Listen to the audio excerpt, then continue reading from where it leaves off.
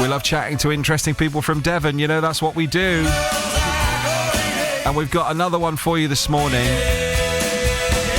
Mark Yarwood is an author living in Plymouth. It was a #1 bestseller in Australia.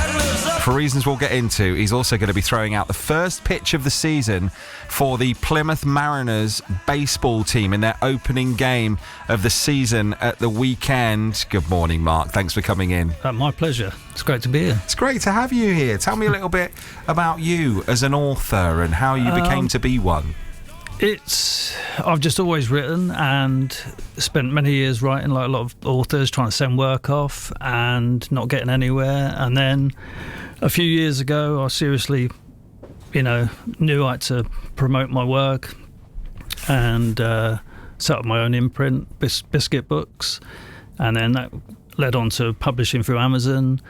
And now it all sort of took off when I created a Devon set series, the DCI Peter Moone series, and I've just had such a great following from that, and people from Plymouth getting in contact with me saying how much they love the series. They love reading about the town, the city and all the places, and the feedback's been amazing. But it extends from different series I've written. From people who haven't read your books then or heard of them, talk us through the first one, your inspirations, what it's about, and how you've created this sort of series based around Plymouth. It's because I'm from London originally, many years ago. It's basically Fish Out of Water story where he comes from. One of the books, he was in a London set book. He comes to Plymouth, follows his family, and then it's all like Fish Out of Water. He gets partnered with a proper Janner, I'd say, Mandy Butler, and they team up and they have adventures together. Where it's a lot of the first book it's all those little Plymouth things you learn as a Londoner. You sort of like what? Go on. One of the first bits, they go to see they talk to some witnesses, and they're about to, I think before they go there, or they get out of the car, and it's a Monday and it's 11 o'clock and the siren goes off, and DCI Moone is, what's that, and she goes, oh, it's the 3-minute warning. Well, there must be the nuclear bomb's going to go off, and then he's like, what's going on, and then she goes, no, it happens every time, every day this time, it's stuff like the little... It's from the yard. It's from the dockyard. Yeah, dockyard, yeah. Just things like that. Yeah. So, your new book's set in Dorset and is a #1 bestseller in Australia. How did that happen? I don't know. It's since the DCI Moone book, and I've got another series, an action series called the Sean Faint Thrillers. Since those, they seem to have taken off.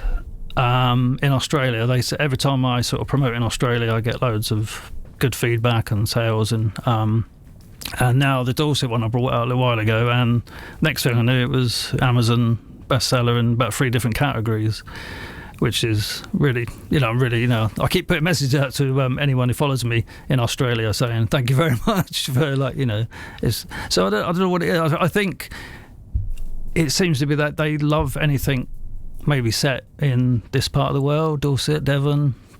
So I think that's what it is. I mean, I've got an Australian character in one of my books, and that seemed to take off. But I don't know if it's linked to that. But I think they generally like this part of the world and like reading about it. And you came from London, stayed. Did you meet a Plymouth girl? What happened? Yeah, I met a lovely Plymouth lady, Lindsay. I've got a daughter as well, Edie, and a dog, Mitten. She'll be upset if I don't mention Mitten. Yeah, we've got to mention the dog.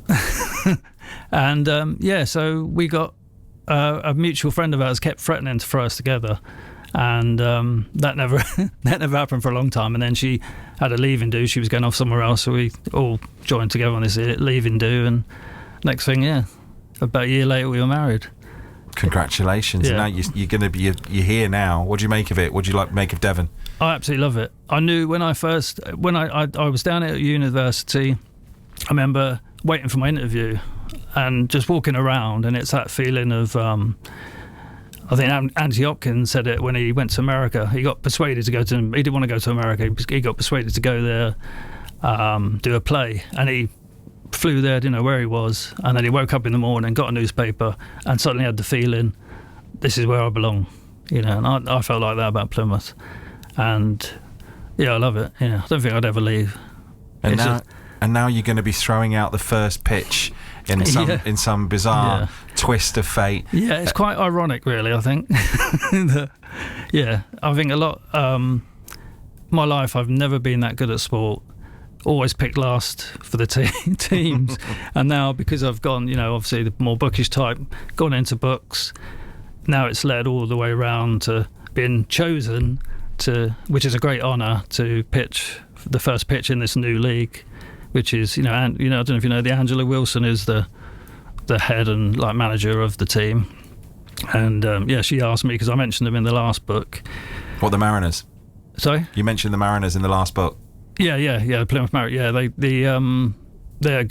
She was a fan and she got in touch with me and said, "Oh, can you mention the team in the book?" And I said, "Oh yeah, great." So I was sort of nearly halfway through the book, and I thought, "Oh, where can I mention them?" So at the end, I've got one of these characters. He's sort of fictionally sort of supporting the team.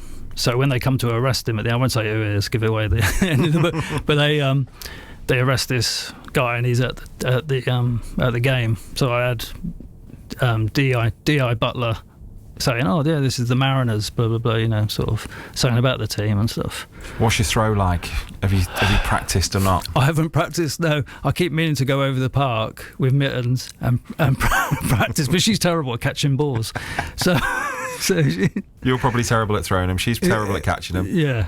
But, it'd be quite a funny thing to do. Yeah, but it's a great honour, that, isn't it? Been out throughout the first pitch. Yeah.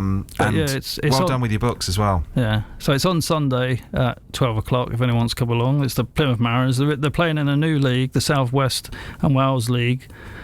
So you can find them on Facebook and Instagram and stuff. Yeah. So it's the Plymouth Mariners. They play at Central Park. It's 12 o'clock on Sunday. Part of this new league, and throwing out the first pitch will be Mark Yarwood, crime writer. If you would like to see or read some of his books, just put Mark Yarwood novels into a search engine and you will find him. Thank you very much. Thank you for coming in, Mark. That's my pleasure. Cheers. Thank you.